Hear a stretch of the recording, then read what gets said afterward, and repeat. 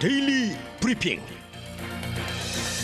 네, 월요일 아침 데일리 브리핑에서는 저희 워싱턴 한면택 특파원과 함께하는 시간입니다. 한 특파원 안녕하십니까? 네, 안녕하십니까. 워싱턴입니다. 민주당 해리스 월즈 팀과 공화당의 트럼프 벤스 팀이 아주 판이한 선거전을 펼치고 있습니다. 자, 이게 네. 판이한 선거전 어떻게 다르다는 얘기입니까? 네, 이미 여러 차례 보여줬듯이 해리스 월즈 팀은 그야말로 7대 경합지들을 닷새 동안 도는 그런 강행군을 하면서 상당한 바람머리를 하고 있는 분위기였습니다. 물론 그 도중에 조지아와 노스캐롤라이나와 조지아는 이제 허리케인에서 이제 열대스 폭풍으로 바뀐 대비의 영향으로 악천후 때문에 이제 취소를 했습니다만, 이른바 그 러스트벨트 블루월로 불리죠. 민주당 아성 반드시 지켜야 하는 세 곳, 펜실베니아, 미시간, 위스콘신. 그 다음에는 이제 주말에는 서부의 또 격전지로 꼽히는 애리조나와 네바다를 돌면서 상당히 이거 아주 오래된 그런 것 같지만은 지금 15,000명대의 군중을 끌어모으는 그런 대규모 초대형 유세를 과시하고 있거든요. 이게 얼마나 동원됐고 얼마나 또 자발적으로는 모였는지는 모르겠습니다만은 이 폭염 속에서 대부분 실내 행사했지만은 상당히 많은 그런 군중이 모이는, 그래서 이제 바람머리 이제 기세를 올리고 있는 것은 분명한 것으로 보입니다. 그리고 곳곳에서 이제 해리스 월즈의 그 호흡을 아주 잘 맞춘 듯 이런 그 역할 분담도 하고 또 그 지역에 맞는 이 선거 공약도 제시하는 그런 모습을 보이면서 무엇보다도 이 민주당 지지자들에게는 상당한 에너지 또 활력을 불어넣는 그런 것으로 돌풍을 일으키고 있는 그런 선거전을 펴고 있는 것은 분명해 보였습니다. 반면에 이제 트럼프 전 대통령과 제디 벤스는 이제 같이 합동 유세를 벌이는 게 아니라 이제 벤스는 아직 40세 젊은 후보답게 곳곳을 이제 돌아다닙니다만은 트럼프 후보는 2016년에 비하면 아주 얼마나 지금 8월에는 거의 움직이지 않고 있다 해도 과언은 아닙니다. 네. 애틀란타에서 한 번 딱 했는데요. 그 다음에 이제 몬태나에서 유세도 아니고 이제 같은 그 모임을 가졌는데, 몬태나는 그냥 가만히 있어도 트럼프를 거부하기는 그냥 있어도 그 잡는 지역 아니겠습니까? 적전지가 경합 지역이 아닌데 몬태나에 가서 모임을 갖는 그런 모습을 보여서 이게 8월 포기설까지 나오거든요. 8월에는 그냥 선거 유세를 포기한 거 아니냐. 그게 이제 그런 이유는 분명히 있어 보입니다. 플로리다에서 이제 기자회견을 하면서도 그런 얘기를 한 게, 이제 다음 주면 또 민주당의 전당대회, 시카고 전당대회로 이른바 대관식 또는 출정식을 갖지 않습니까? 네. 이럴 때는 예전에는 예의라고 했는데요. 지금 예의가 아니더라도 그 기세를 저지하기는 좀 어려운 그런 상황이기 때문에 아예 8월은 포기하고 이제 9월부터 진검승부를 벌이기 위해서 좀 힘을 비축하고 있는 거 아니냐. 좋게 해석하면 이제 그렇게 해석이 되는데요. 2016년 첫 도전 때는 지금 8월 한 달 동안 15개 주에서 27번의 선거 유세, 대형 유세를 벌였다고 합니다. 트럼프 전 대통령이요. 이런 것에 비하면은 좀 줄여도 너무 줄인 거 아니냐. 이런 얘기가 지금 나올 정도이고, 오로지 지금 얘기하는 거 보면 트럼프 전 대통령의 이제 아주 널리 알려진 그런 이미지가 너무 과장 허풍 떠는 거 아니냐. 그 다음에 이제 어떻게 보면 이제 허위 가짜 뉴스, 가짜 주장을 이제 담아서 상대방을 공격하는 이런 것만 지금 벌이고 있다 보니까 상당히 그 판이한 선거전을 펼치고 있는데, 8월 한 달 동안은 지금 상당히 지금 트럼프 전 대통령이 불리해진 그런 추격을 허용해서 역전까지 허용한 그런 여론조사 결과들이 나오고 있습니다. 뉴욕타임스가 이제 8월 5일부터 9일까지 조사해서 경합지를 보니까 이 블루월을 세 군데를 반드시 이겨야만 해리스 후보가 당선될 수 있는 것이거든요. 네. 그것이 바로 이제 선거인단 11명이 걸린 펜실베니아, 그 다음에 15명이 걸린 미시간, 10명이 걸린 위스콘신입니다. 이 세 곳만 이기면은 현재까지 뭐 민주당 아성이라고 하는 지역의 선거인단을 합하면은 요 세 군데만 이기면 270명, 선거인단 538명 가운데 과반인 270명에 꼭 도달하게 됩니다.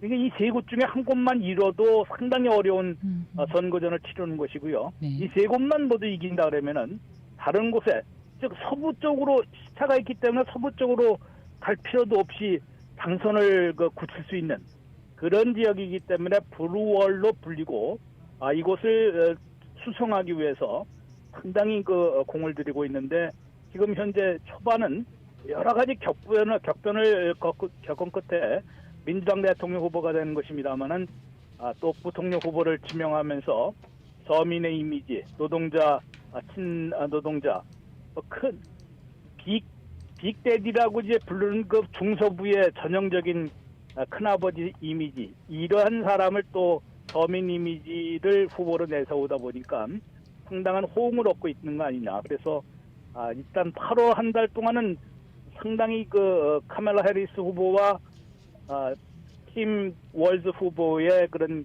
바람머리가 어느 정도 성공을 거두고 있는 것이고, 네. 또 실제 여론조사 결과에서도 역전을 시킨 것으로 보이고, 요거를 더 굳히기 위해서 다음 주 월요일부터 목요일까지 열리는 시카고 전당대회를 활용할 것으로 예상이 되고 있습니다. 네. 자, 트럼프 후보가요, 팁에 대해서는 세금을 부과하지 않는 방안을 공약으로 내놨었는데, 이에 해리스 후보도 같은 공약을 내놓고 있어요. 그래서 트럼프 후보 측에서 따라쟁이다 이렇게 공격을 하고 있는데요. 내용도 좀 따라쟁이라는 전해주시죠. 거는 뭐 좋은 표현이고요. 네, 내 아이디어를 훔쳐갔다는 글쎄 소리까지 그러더라고요. 했습니다. 네, 뭐 진짜 2달 전에 트럼프 후보가 팁에 대해서, 그때도 아마 라스베가스 유세였는 것 같은데요. 네. 왜냐하면 그쪽에 라스베가스의 근로자들의 25%가 바로 이제 뭐 호텔, 식당 뭐 이른바 환대, 접대 서비스 업종이기 때문에 이들을 겨냥한 공약을, 이게 솔직히 이제 빈 공약이 될 가능성도 있지만은 트럼프 후보가 그때 팁에 대해서 세금을 안 매기겠다, 없애겠다라는 얘기를 해서 네, 뭐 관련 당사자들이 얼마나 좋겠습니까? 그렇죠. 그런데 이제 또 이게 상당히 정치권에서도 이미 공화당 테드 크루스 상원의원하고 또 이제 하원 의원이 법안까지 지금 제출해 놓고 있거든요. 네, 이게 정치권에서는 상당히 아주 그럴듯한 그런 제안이기도 합니다. 다만 이제 해리스 후보가 이거를 즉각 또 받았다는 데서, 이 네바다 주말 유세에서 자신이 대통령이 되면은 이 서비스 업계 노동자들에게는 팁에 대해서 세금을 없앨 것이다, 엘리메이트 하겠다고 얘기를 했습니다. 이 똑같은 얘기를 2달 사이에 하다 보니까 그러면 실현성이 굉장히 높아지는 거 아니겠습니까? 네. 그런데 이게 이런 세금 문제는 반드시 의회를 통과를 해야 하는데, 그렇죠. 의회 승인받기는 그렇게 쉽지는 않을 것이라는 게 경제적으로 또 이 분석을 하면 상당히 논란을 지금 사고 있기 때문입니다. 트럼프 전 대통령이 바로 이제 그때 제시했을 때에도 이제 비당파적인 경제 싱크탱크에서도 그렇게 되면은 우선은 현재 한 600만 명이 2018년에 IRS의 팁 소득을 보고를 했다고 합니다. 세금 보고. 네, 요 하는 600만 명에 대해서만 면세를 해주더라도 10년 한 2,500억 달러 정도의 대수입 손실이 생기는 겁니다. 이 세수입이 없어진다 그러면은 그만큼 또 다른 데서 세금을 더 내고 더 걷어들이면 괜찮은데, 그게 이제 여의치 않으면 상당히 부작용을 일으킬 수 있는 것이고요. 문제는 그 부작용, 지금 있는 분들의 이 세금 면세해 주는 게 문제가 아니라요. 그렇게 되면 어떤 유혹이 생길 수 있냐면은 근로소득에는 세금 내고 팁소득에는 세금을 안 내는 거 아니겠습니까? 그렇죠. 그러면은 근로소득을 팁소득으로 바꿔버리는 그런 부작용이 일어나는 겁니다. 그러면 10%만 전환을 해도 서비스 업계에서는 얼마든지 할 수 있는 거 아닙니까? 그렇죠. 이거는 팁소득이었다. 그다음에 업주들도 그럴 수 있습니다. 세금 안 낸다고 그러는데 뭐 그쪽으로 바꿔줄 수도 있는 것이고요.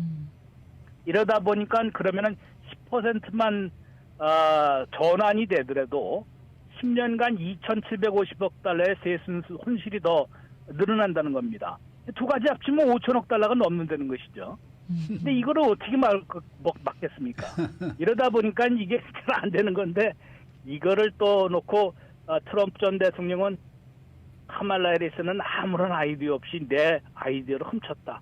This is 트럼프 아이디어라고 주장을 했습니다만 사실 트럼프 대통령의 아이디어만도 아닙니다. 아까 말씀드린 대로 오래된 그런 아이디어인데 이게 이제 그런 경제적 문제 때문에 결국은 현실 실현성이 좀 의문이 되는 그런 건데 뭐 두 후보가 모두 이렇게 이제 했다 그러면은 또 다른 방법론이 또 있을 수 있거든요. 네. 네. 그러면은 내년부터는 또 어차피 내년에 대규모로 그 세법을 다 개정을 해야 합니다. 트럼프 감세안을 승지를 해야 되기 때문에요. 현재 그럴 때 아마 이것도 좀 어느 정도 조금 혜택이 돌아가는 또 다른 데서 이제 보충을 하는 그런 세법이 마련됐는데 어느 계기가 될 것으로 예상이 됩니다. 근데 뭐 이번 주말까지도 오늘 아침까지도 보면은 지금 민주당 쪽에 해리스 그다음에 월즈 팀이 기세를 올리고 있는 건 사실인 것 같은데 그렇다고 해서 트럼프 팀이 이렇게 그냥 약하게 물러날 것 같지도 않고 뭔가 반전의 기회를 노리게 될 것 같은데 어떻게 보십니까? 그렇죠. 지금 뭐 공화당 진영에서 누누이 얘기한 것이 지금 경제에 대해서는 상당히 미국민들의 불만이 높은 거 아니냐. 네. 그러니까 경제 정책으로 승부를 걸어라. 예전에 빌 클린턴 전 대통령이 얘기했다시피 문제는 경제다. 이 바보들아라고 이제 그런 구호를 내걸 것으로 얘기하는데 요것을 지금 8월을 포기했다는 얘기는 9월 노동절 표심이 사실은 대선 본심 표로 연결되는 거로 전통적으로 그렇게 해석이 되고 있었거든요. 네. 그렇기 때문에 9월부터가 진짜로 승부라는 얘기고 9월 초 첫 번째 월요일인 이제 노동절을 표심을 잡기 위해서 8월 말부터 이제 민주당 전당대회도 끝나고 그렇게 되다 보면은 완전히 또 그때는 아마 트럼프 전 대통령과 벤스 후보 팀의 상당히 파상적인 그런 선거전이 펼쳐질 것으로 예상이 되고 있습니다. 첫 번째는 해리스와 월즈 후보의 이 기세가 돌풍으로 이어지지 않도록 막는 데 우선적으로 초점을 맞출 것이고요. 그 다음에는 경제 불만을 좀 자꾸 부각시키는 그런 캠페인 선거전으로 기선을 잡지 않겠느냐. 또 한 가지는 이제 북경 바이든 시절에 이제 한 해에 230만 명이나 불법 입국자들이 몰려온 거 아니겠습니까? 네. 그것을 갖고 이제 두 가지를 놓고 주로 아마 선거전을 펼 것인데 트럼프 벤스 팀에게는 좀 안 좋은 소식이 있습니다. 지금 이렇게 기세 바람 이게 선거전이라는 게 일순간 바뀔 수 있는 것이거든요. 그렇죠. 여태까지는 지금 트럼프가 되면은 훨씬 더 트럼프 시절도 그렇고 앞으로도 트럼프가 경제를 더 좋게 할 것이라는 유권자들의 그런 신뢰를 받았었거든요. 이게 뒤집혔습니다. 바이든 시절에는 계속 한 41대 35 몇 포인트 차이라도 줄곧 몇 달째 계속 트럼프 대통령이 더 신뢰를 받아왔는데 네. 이번 미시간 대학 조사를 보면은 42대 41%로 해리스 후보를 더 믿는다라는 그런 여론조사 결과가 나왔기 때문에 글쎄 말이에요. 이 경제 정책마저도 밀리게 돼버리면은 상당히 무기가 없어질 수 있는 것이고요. 그렇죠. 이번 주 이거를 또 기활해서 해리스 후보가 경제 정책을 내놓을 예정입니다. 이민 정책도 마찬가지입니다. 이민 정책도 바이든이 이제 보더 시저라고 그러면서 맹공격을 퍼부어왔는데 네. 지금 6월부터 바이든 대통령이 국경 폐쇄 조치를 행정명령으로 한 다음에 지금 한 55%가 불법 입국자들이 줄었거든요. 네. 최저치로 줄어버리고 오히려 바이든 대통령 취임 때보다 훨씬 더 줄었습니다. 네. 한 달에 5만 5천 명 뺏기로 안 되기 때문에 예. 지금 뭐 하루 2,500명만 넘으면 그대로 그냥 폐쇄가 돼버리니까요. 예. 이러면은 아마 두 가지 무기를 모두 잃어버릴 수도 있는 그런 위기 위험에 직면하고 아하. 있어서 네. 트럼프 밴스 팀이 알겠습니다. 어떻게 될지 어떻게 할지 좀 주목이 되고 있습니다. 예. 네. 오늘 말씀 잘 들었습니다. 네, 고맙습니다. 네, 워싱턴 한면택 특파원과 함께했습니다.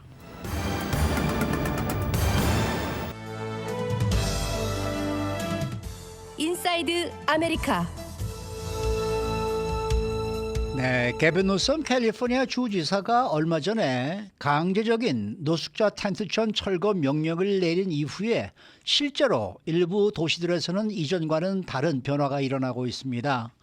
노숙자 단속이 좀 더 강력하게 이루어지고 있는 것인데 그러자 노숙자들은 우리는 어디로 가야 하느냐라고 묻고 있습니다. 또 이번 대선에서 가장 중요한 이슈 중에 하나로 유권자들은 경제를 꼽고 있는데 경제 문제에 관해 두 대선 후보에 대한 여론조사 결과가 발표됐습니다. 그 결과를 짚어보도록 합니다. 박현경 기자. 네, 안녕하십니까. 게빈 뉴섬 캘리포니아 주지사가 이 노숙자 텐트촌 철거 명령을 내리고 나서 실제로 변화가 일고 있다고요. 네, 뉴섬 주지사가 노숙자 텐트 철거 행정 명령을 내린 게 지난달, 그러니까 7월 25일이었습니다.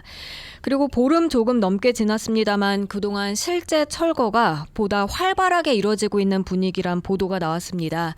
오늘 캘리포니아주 온라인 매체죠. 캘매터스에 따르면 거리에서 생활하는 노숙자들, 또 이들을 지원하는 아울리치 활동가들은 이미 그 차이를 느끼고 있다고 말합니다. 그 차이는 구체적으로 어느 정도의 차이가 있나요? 누군가가 텐트를 치고 평화롭게 잠을 잘 수 있었던 곳이 이제는 갑자기 살기 힘든 곳이 됐다고 하는데요. 캘리포니아주 일부 도시들에선 경찰들이 노숙자 캠프를 더 자주, 더 공격적으로 철거하는 듯 하다고 전했고요. 이런 철거를 하기 전에 사전 통보를 할 가능성은 적습니다. 시정부 관계자들이 공개적으로 아무것도 바뀌지 않을 것이라고 말한 도시에서조차도 노숙자와 활동가들은 노숙자로 지내는 게 더 어려워졌다고 말합니다. 그러면 뉴섬 주지사의 행정명령 이후에 각 도시들마다 지금 입장이 다르지 않습니까? 네. 그중에는 이제 노숙자 단속을 강화할 뜻을 밝힌 곳이 있는 겁니까? 네, 캘리포니아주 샌디에고에서부터 북가주 세크라멘토에 이르기까지 노숙자들 또 활동가들은 단속이 좀 더 빈번하고 공격적으로 변했다고 말했는데요. 특히 일부 시 리더들은 단속을 강화할 의향을 명확하게 밝히기도 했습니다. 그중 하나가 프레즈노입니다. 프레즈노 시의회는 최근 조례를 통과시켰는데 이 조례가 이달 말에 최종 승인을 받게 되면 공공부지에서 캠핑하는 건 언제나 불법이 됩니다. 또 샌프란시스코 역시 단속 강화를 예고했습니다. 이 런던 브리드 샌프란시스코 시장이 매우 공격적으로 단속에 나설 것이라고 밝혔습니다. 반대로 이곳 LA는 강제 조치를 취하지 않겠다는 입장 밝혔습니다. 네, 그러면은 노숙자 텐트촌 철거가 좀 더 적극적으로 이루어지는 곳부터 한번 살펴봤으면 좋겠는데요. 북가주 이 산타크루즈에선 최근 몇 주 동안 노숙자 철거가 특히 더 잔혹해졌다는 그런 얘기가 나왔는데요. 예. 이 푸드 나 밤스란 단체를 통해서 노숙자들한테 음식 또 물품을 나눠주는 한 활동가가 그처럼 말했습니다. 다만 이게 뉴섬 주지사의 그 행정 명령에 의해 직접적인 영향을 받은 것인지 그 여부는 불분명합니다. 근데 뭐 이 샌디에고 같은 경우에는 게빈 뉴섬 주지사가 명령한 후에 확실히 좀 단속이 다 강화되고 있다 이런 얘기예요. 맞습니다. 이 비영리 단체 패스의 아울리치 담당자는요, 약 300명 정도가 살고 있던 텐트 또 임시 판잡집에서 그 샌디에고 강둑을 따라서 단속이 강화되고 있다고 말했습니다. 이 담당자는 당국은 최근 일주일 동안 여러 차례 그렇게 강변의 노숙자 캠프를 철거하고 있다고 전했는데요. 뉴섬 주지사 명령이 있기 전엔 한 달에 몇 차례 정도 철거가 이뤄졌다고 했습니다. 그런데 지금은 일주일에 여러 번 그렇게 훨씬 더 많이 철거 작업이 진행되고 있다고 강조했습니다. 네. 그런데 노숙자 텐트촌을 철거한다고 하더라도요. 그 노숙자들이 어디 갈 데가 있어야 되지 않겠습니까? 갈 데가 없잖아요. 네, 텐트를 치고 살던 노숙자들은 텐트 텐트가 철거되고 나서 어디로 가야 할지 모르겠다는 입장 나타내고 있습니다. 그래서 노숙자들은 우리는 대체로 어디로 가야 하는가라고 묻는다고 하는데요. 이 산타크루즈 지역 한 텐트에서 사는 노숙자는 우리는 어딘가로 가긴 해야 하는데 갈 곳은 점점 없어진다고 말했습니다. 여기서 쫓겨나서 다른 곳을 가면 또 그곳에서도 쫓겨나고 어딜 가나 지금 우리는 쫓겨나는 신세라면서 대체 어디로 가야 하는지 재차 물었습니다. 활동가들은 노숙자들이 그렇게 쫓김을 당하면서 어디로 가야 하는지 묻는 건 당연하다는 입장 나타냈는데요. 이전에 사실 이미 이 시간을 통해서 스키드로와 헐류 또 베니스 비치에서 노숙자 철거가 이뤄지고 나서 장기적으로 보면 그 노숙자 수에는 별 효과가 없었다라고 전해드렸는데 과연 이번에 뉴섬 주지사의 노숙자 철거 행정명령이 제대로 시행될 수 있을지 의문을 품는 그런 목소리는 높아지고 있습니다. 라스베가스에는 노숙자가 잘 안 보이죠. 네. 네, 그렇죠. 거기는 무조건 텐트촌이 있으면 무조건 철거하거든요.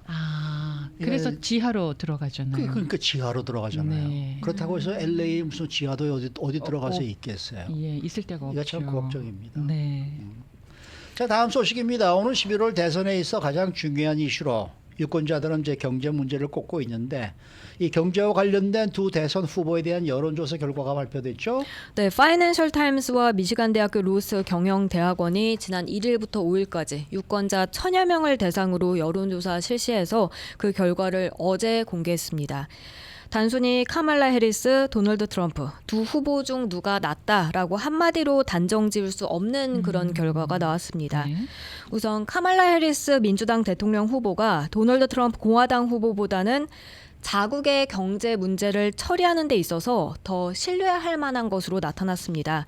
반면에 누가 집권을 해야 경제가 더 나아질까라는 질문이 있었는데 여기선 또 반대로 트럼프가 해리스보다 훨씬 앞서는 것으로 나타났습니다.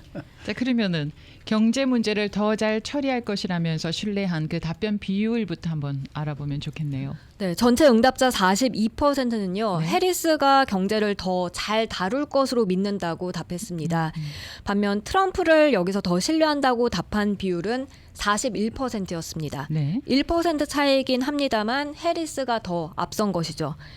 사실 1년 전부터 매달 실시하는 이 여론조사에서 민주당 후보가 경제 분야 신뢰도에서 이처럼 공화당 후보를 앞선 건 이번이 처음이었습니다. 네, 의미가 있네요. 유권자들이 11월 대선을 앞두고 가장 걱정하고 있는 문제는 경제 중에서도 인플레이션 아니겠습니까? 네, 응답자들은 이번 조사 결과에서도 인플레이션을 11월 대선의 가장 큰 우려 사항으로 꼽았습니다. 그리고 유권자의 19%만 2021년 바이든 대통령이 취임했을 때보다 지금이 더 낫다고 생각한다고 밝혔습니다. 파이낸셜 타임스는 이런 상황에서 유권자들이 해리스의 경제에 대해 더 높은 지지율을 보여준 점은 해리스가 바이든 대통령과 거리 두기에 성공한 것이라고 분석했습니다. 그리고 이번 조사 결과 응답자 60%는요. 해리스가 바이든 대통령의 경제 정책과 완전하게 결별하거나 그의 경제 정책 틀을 대폭 바꿔야 한다고 밝혔습니다. 네. 아니 근데 해리스가 부통령으로 재직하면서 경제 문제에 관련해서 뭐 어떤 의견을 발표하거나 뭐 전혀 뭐 그런 게 없었는데 왜 갑자기 이렇게 경제를 잘할 거라고 생각을 하기 시작할까요? 이게 참, 네. 참 불가사의한 일이에요. 보통은 부통령에 대한 소식이 뭐 뉴스에 많이 보도가 되지 않으니까 글쎄 말이에요. 우리가 모르고 있었다. 어. 그래서 대통령이 되면 혹시 잘할 수도 있겠다 이런 생각을 하는 건 아닐까 싶고요. 뭐 이런 와중에 유권자들이 가진 그런 경제적인 불안이 여전하잖아요. 그래서 바이든 대통령의 경제 정책을 비판하는 트럼프에게 힘을 실어줄 수도 있다. 뭐 이런 분석도 있습니다. 네, 경제 불안은 여전히 트럼프 후보에 유리한 상황이란 평가인데요. 네. 유권자 4명 중 1명만이 현재 경제 사정이 양호하다 또는 좋다라고 평가를 했고요. 그런 상황에서 42%는 트럼프가 다시 집권하게 되면 경제 상황이 지금보다 훨씬 또는 어느 정도 나아질 것이라고 했습니다. 반대로 해리스 후보가 대통령이 된다면 경제 상황이 훨씬 또는 어느 정도 나아질 것이다 이렇게 답한 응답자가 33%에 불과했습니다. 거의 뭐 9%네요. 트럼프는 뭐 몇몇 구체적인 경제 문제에서 지지도가 상당히 높은 것 같아요. 중국과의 무역 정책에 대해서도 이번에 트럼프에 대한 지지가 압도적으로 높게 나왔습니다. 유권자 43%가 중국과의 경제 관계를 다루는 데 있어서 트럼프를 더 신뢰한다고 답했는데요. 같은 질문에서 해리스를 지지한다는 응답은 39%로 좀 더 적었습니다. 에릭 고든 미시간대 교수는 이번 여론조사는 민주당에 좋은 소식이지만 유권자들은 여전히 트럼프가 대통령이 되면 경제가 더 나아질 것으로 보기 때문에 우려가 사라지진 않은 것이라고 밝혔고요. 또 유권자들이 보통 자신의 이익부터 먼저 생각하고 좀 더 큰 정책은 그 다음에 생각하기 때문에 민주당 승기를 확신하긴 어렵다고 이 교수는 평가했습니다. 네, 왠지 트럼프는 밀어붙일 것 같은 그런 이미지가 있잖아요. 예, 그래서 그 이유 때문에 트럼프를 경제적인 부분에서 좀 지지하는 게 아닌가 싶고요. 트럼프 대통령 시절에도 중국을 밀어붙였고 네, 바이든 대통령 시절에도 지금 뭐 밀어붙이고 있고 맞습니다. 그런데도 우리가 네. 생각하는 그 느낌의 차이는 트럼프가 좀 더하다라는 느낌이죠. 맞아요, 그렇죠? 맞습니다. 정확한 듯합니다. 네. 그러니까 앞으로 과연 어떻게 할 것이냐 할 때 트럼프가 더 많이 밀어붙일 거야라는 생각을 누구든지 가지고 있지 않을까. 그렇죠. 그런 생각이 맞습니다. 좀 들기는 합니다. 네. 그렇다고 해서 뭐 중국을 밀어붙이는 것만이 정답은 아니지 그럼요. 않을까 하는 생각도 그렇죠, 있습니다만은 그렇죠. 네. 어쨌든 그래요. 네. 수고 많으셨습니다. 고맙습니다. 박현경 기자였습니다.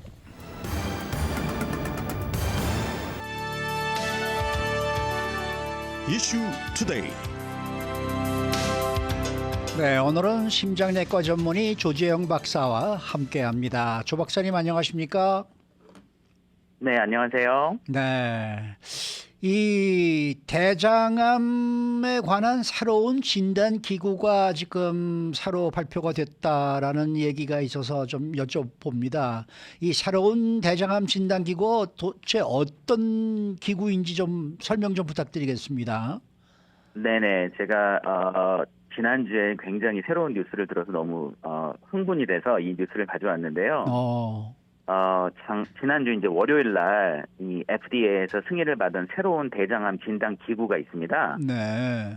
그래서 이제 기존에 그러면 어떤 식으로 이제 대장암을 진단하는지 먼저 살펴볼게요. 기존에 이제 두 가지 검사가 있었는데요.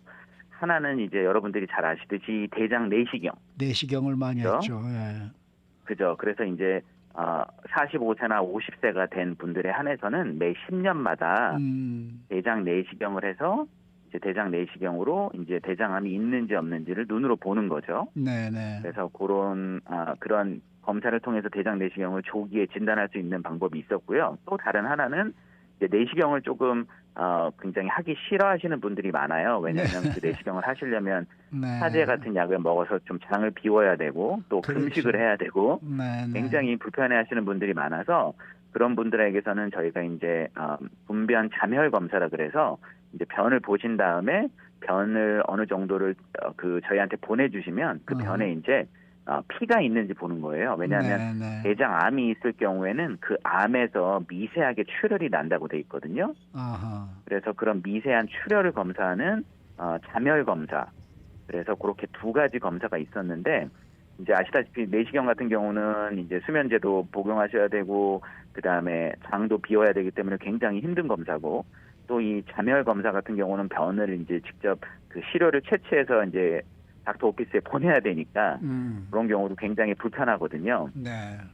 그래서 이제 여러 과학자들이 이제 연구를 많이 하다가 최근에 이제 그 피 검사를 통해서 대장암을 진단할 수 있는 그런 기술이 좀 발견이 돼서 많이 보고가 있었는데요. 이 새로운 이 대장암 진단 기구는 피 검사고요. 피 검사. 기존에는 피 검사로 대장암을 진단할 수는 없었거든요. 대장 내시경이나 아니면은 대변 검사 두 가지가 있었는데 최근에 개발된 건 피 검사고요. 이제 대장암이 있으면 그 대장암에서 이제 DNA를 이제 피로 이렇게 분출을 하거든요. 그 네. 안 좋은 DNA를, 그러니까 암에 관련된 DNA가 우리 피 속에 돌아다니는 거예요. 그래서 피 검사를 하면 그 피에서 나온 DNA를 분리해서 그 DNA를 증폭을 시켜서 이 DNA가 대장암에서 관련된 그런 암세포에서 나온 DNA인가 아닌가 그거를 알 수가 있거든요. 아하. 네. 네, 그래서 새로운 피검사로 이제 대장암을 진단할 수 있다. 이런 보고가 몇 년 전부터 있었고요. 그게 이제 최종적으로 지난주 월요일 날 FDA에서 승인을 받았고 안전하고 그 대장암을 미리 진단을 해서 대장암 환자들의 삶의 질을 증가시키고 생존율을 증가시킬 수 있는 그런 진단법이라고 이제 입증이 되었기 때문에요. FDA에서 승인을 한 거고요. 실제로 이제 이런 검사들이 이제 실제 클리닉에서 많이 사용될 거라고 이제 예상을 하고 있습니다. 네. 그런데 검사도 검사지만은 이 검사가 정확해야 되잖아요. 그렇죠. 네. 그 대장 내시경 또 분변 자멸 검사 또 이번에 새로 나온 피 검사 이 각각 그 진단이 얼마나 정확한지 좀 데이터가 나온 게 있을까요? 네네네. 이제 모든 검사는 100% 정확한 검사는 없거든요. 아시다시피 네. 저희가 이제 민감도라 그래서 과연 이 검사가 얼마나 그 질병을 정확하게 진단을 할 수 있는가 예. 이렇게 민감도라는 걸 측정을 하고 있는데요. 이제 최근에 나온 이 테스트 영어로는 SHIELD라 그러는 이 대장암 피검사인데요. 네. 이 SHIELD라는 검사는 대장 내시경만큼 정확하진 않아요. 네네. 그래서 대장 내시경도 100% 정확한 검사는 아니거든요. 왜냐하면 저희가 이제 맞아요. 대장 내시경을 하면서 눈으로 보는 거기 때문에 이렇게 아주 굉장히 작은 대장암, 예를 들어서 뭐 1mm, 2mm 되는 대장암 그런 경우에는 저희가 이제 눈으로 보다가 놓칠 수가 있거든요. 그렇죠, 예. 그렇죠. 예, 그리고 아주 큰 대장암인 경우에만 저기 큰 암이 자라고 있네. 그래서 조직 검사를 해서 진단하는 거기 때문에 이 대장암 같은 그 대장 내시경으로 대장암을 진단하는 것도 저희가 한 95%그 정도로 생각을 하고 있거든요. 네. 그러니까 한 5% 정도의 대장암은 저희가 대장 내시경으로도 이제 놓치게 되겠죠. 예. 예. 근데 이 피검사로 하는 요 대장암 진단 기구는요. 이제 대장암이 어느 정도 대장암 기수에 따라 다른데요. 예를 들어서 대장암이 2기거나 3기거나 4기, 보통 암을 4기로 나누거든요. 1기, 2기, 3기, 4기 이렇게 나누는데 네. 2기, 3기, 4기인 경우에는 이게 100% 진단을 할 수가 있어요. 와, 네. 네, 굉장히 좋은 거죠. 근데 1기인 경우에는 이게 진단율이 54%밖에 안 된다고 돼 있거든요. 오. 그러면 예. 네. 1기하고 그러니까 2기하고의 그 종양의 차이는 어느 정도나 차이가 나나요? 네, 그 암마다 기수를 나누는 게 굉장히 다른데요. 예. 1기 같은 경우에는 보통은 이제 대장에만 국한이 돼 있는 경우요. 대장에만. 국한이 돼 있는 경우고 2기, 3기, 4기로 갈수록 이제 대장에만 국한되어 있는 게 아니라 대장 벽을 파고들어서 그다음에 림프절로 전이가 되고 온몸으로 가는 그런 식으로 이렇게 진행이 되는 거기 때문에 예. 이제 대장 내시경은 95%의 굉장히 높은 그 진단율을 가지고 있지만 이 새로 나온 피검사는 2기, 3기, 4기인 경우에는 대장 내시경보다 훨씬 더 높은 진단율이지만 1기인 경우에 그러니까 암이 대장에만 국한이 돼 있고 사이즈가 굉장히 작은 경우에는 한 50%에서 밖에 디텍션이 안 된다고 돼 있기 때문에 또 이 검사를 전적으로 믿으면 안 되고요. 이 검사는 어떤 보조 역할을 하는 그러니까 대장 내시경도 하지만 피검사를 통해서 어느 정도 대장 내시경에서 놓치는 거를 보완하는 그런 격이지 이거에만 또 전적으로 의존하면 안 되겠습니다. 그 왜 이렇게 검사를 할 때 원래는 음성이어야 될 검사 결과가 잘못돼서 양성으로 나오는 경우가 있지 않습니까? 네, 그걸 그렇죠. 이제 위양성이라고 이제 얘기를 하던데 그거는 그 퍼센티지는 그 확률은 어느 정도나 되는 거예요?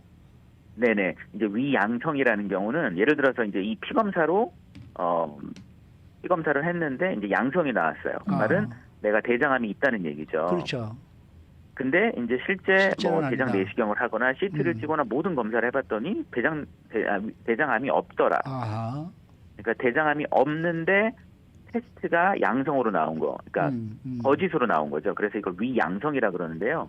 이 테스트 지금 제가 말한 SHIELD라는 그 대장암 피검사 같은 경우에는 10% 정도의 위양성이 나온다고 돼 있어요. 그러니까 이 피검사에서 양성을 받으신 분들이 100명이라고 치면 그중에 10명은 실제로 대장암이 없는데도 이제 이 피 검사가 양성이 나오게 되는 거죠. 그러면은 지금 현재로 이렇게 눈에 보이지는 않지만 DNA가 그렇게 나왔다는 거는 지금은 암이 안 보이지만 가능성이 있다는 거를 말해주는 건 혹시 아닐까요?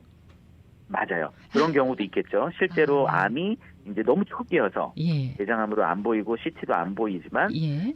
이 피검사에서 양성으로 나온 게 아닌가 그렇게 생각할 수도 있는데 그래서 이렇게 위양성으로 나온 사람을 저희가 한 5년, 10년 그러니까 추적을 해보면 실제로 대장암이 없는 경우 네. 그런 경우에 국한해서 저희가 위양성이라고 하거든요. 아, 네. 네, 그래서 1, 2년 뒤에 추적 검사를 해서 대장암이 진단이 되면 그 경우에는 이제 위양성은 아니고 조기 진단이 된 거기 때문에 그런 경우는 제외를 하고 얘기하는 게 10%가 되겠습니다. 네.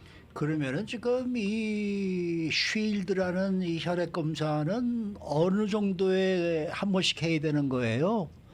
네네. 아직 그 정확한 진단 기준이 나오지 않아서 좀 논란의 어. 여지가 있는데 이 쉴드라는 테스트는 매 3년마다 하게끔 지금 이렇게 권고가 되고 있습니다. 얼마요? 3년마다? 3년마다 한 번씩 3년마다? 하게끔. 아. 네네. 그래서 참고로 그 대장 내시경은요. 대장 내시경을 해서 용종도 없고 아무 문제가 없으면 10년마다 하게끔 되어 있습니다. 네, 네. 10년마다 예. 대장 내시경. 네. 물론 이제 용종이 있으신 분들은 그 용종의 종류에 따라 또 용종의 사이즈에 따라 3년, 5년마다 하게끔 그렇게 돼 있고요. 또 이 그 배변 자멸 검사, 그러니까 변을 보내서 변에 피가 있나 없나 보는 검사는 1년에 한 번씩 하게끔 그렇게 진단 기준이 되어 1년에 있거든요. 한 번? 네네. 근데 이 쉴드라는 피 검사는 3년에 한 번 정도 이렇게 하게끔 되어 있고 제가 보기에는 이게 굉장히 간단한 테스트이기 때문에 그러니까 피 검사로서 암을 진단하는 가장 손쉬운 검사이기 때문에 네 아마 클리닉에서도 곧 도입이 돼서 이제는 3년마다 한 번씩 피 검사로 대장암을 미리 진단할 수 있는 그런 날이 굉장히 가까워진 것 같습니다. 근데 왜 우리가 이제 보통 닥터스 오피스에 가게 되면은 자기 주치의 오피스에 가게 되면은 이제 1년에 한 번이나 두 번 정도씩 혈액 테스트를 하지 않습니까? 피를 뽑아서. 네네. 그런데 그런 이 검진을 할 때는 이런 식의 무슨 대장암이라든지 뭐 제가 얘기 듣기에는 그 혈액 검사만으로도 많은 종류의 암을 찾아낼 수 있고 뭐 여러 가지 또 다른 증상들도 찾아낼 수 있다고 그러는데 그거는 테스트를 안 해주더라고요. 그 왜 그러는 거예요? 네, 그걸 테스트를 저희가 잘 안 하는 데는 이유가 있는데요. 왜냐하면요, 이 피검사라는 거는 굉장히 정확도가 중요하거든요. 네. 예를 들어서 어떤 피검사를 해서 위양성이 30%가 나와버리면 이 피검사를 하는 의미가 없거든요. 왜냐하면 30%의 그 환자들을 암이라고 낙인을 시켜버릴 수가 있거든요. 그럼 그 환자분들은 피검사가 암이라고 나왔기 때문에 받는 정신적 충격, 그리고 그 뒤에 종양내과 의사를 보면서 여러 가지 검사를 다 하잖아요. 그렇죠. 그러면서 드는 사회적인 비용, 경제적인 비용, 그리고 나중에 그게 암이라고 아닐 때, 암이 아니라고 최종 진단이 됐을 때, 그때 이제 받는 어떤 의사에 대한 불신감, 여러 가지가 다 합쳐져서 굉장히 사회적 비용이 많거든요. 그래서 암을 진단하는 피검사는 정확도가 굉장히 중요해요. 그래서 정확도가 높은 피검사만 FDA에서 허가를 하고 있거든요. 네, 그래서 우리가 이제 한국에서는 주로 이제 그런 피검사를 많이 해서 암을 진단하려고 많이 노력을 하는데요. 그런 피검사들은 이제 위양성도 굉장히 높고 또 위음성이라는 것도 있거든요. 위음성도 높고 위양성도 높고 그 테스트의 민감도도 낮고 특이도도 낮고 한마디로 이 검사는 했을 때 이게 정말 암인지 아닌지 모를 검사들이 굉장히 많아요. 그래서 그런 테스트는 오히려 하면 할수록 환자분들도 정신적인 피해, 의사들도 불신도 깨지고 사회적 비용, 경제적 비용 같은 게 굉장히 높기 때문에 굉장히 소수의 피검사에 대해서 FDA가 허가를 하고 있고요. 실제로 FDA가 허가를 한 피검사는 한두 개밖에 안 되거든요, 지금. 자궁암 검사하는 거나 아니면 전립선 검사, 그 두 가지밖에 없지 다른 피검사는 FDA에서 허가를 안 하고 있습니다. 그런 이유로. 그래요? 그래서 여러 가지 피검사를 하는 것보단 과학적으로 증명이 되고 이 피검사를 했을 때 정말 환자의 진단율을 높이고 삶의 질을 높일 수 있는 그런 검사에 한해서만 저희가 의사들이 피검사를 하고 있기 때문에 그런 겁니다. 그러면은 이제 오늘 이제 이 한 개씩 대장암을 진단하는 방법 아니었습니까? 대장암을 진단할 수 있는 테스트는 역시 그러면은 대장 내시경이 넘버원입니까? 아직까지는 대장 내시경이 가장 좋은 아직까지는. 그런 대장 내시경 진단 검사라고 할 수 있겠습니다. 근데 지금 아까 말씀하실 때 10년에 한 번씩 하면 된다고 말씀하셨는데 저희가 가서 네네. 얘기 들어보면 뭐 4년이나 5년에 한 번씩 해야 됩니다들 얘기를 한단 말이에요. 그러니까 대장 내시경을 해서 아무 이상이 없으신 경우에는 10년마다 한 번이고요. 대장 내시경을 했을 때 용종이 발견돼서 용종이 그래서 발견되면. 용종을 없애거든요. 용종을 없애서 그 용종에도 여러 가지 종류가 있어요. 네. 용종의 종류에 따라 어떤 용종은 5년마다 한 번씩 하라는 용종이 있고 어떤 용종은 또 2, 3년마다 하는 게 있고 또 사이즈에 따라서 여러 가지 그 변수에 따라서 대장 내시경을 해야 되는 빈도가 정해지기 때문에 자세한 거는 이제 의사 선생님이랑 상의를 하고 해야 되고 아무 문제가 없었으면 매 10년마다 하게끔 되어 있습니다. 네, 알겠습니다. 의사 선생님도 꼼짝 못 하더라고요. 어르신들이 가가지고 나 저 매년 해야 돼요. 매년 해야 돼. 그러면 또 해주더라고요. 네, 네, 오늘 말씀 잘 들었습니다. 네 감사합니다. 네, 지금까지 심장내과 전문의 조재영 박사 함께했습니다.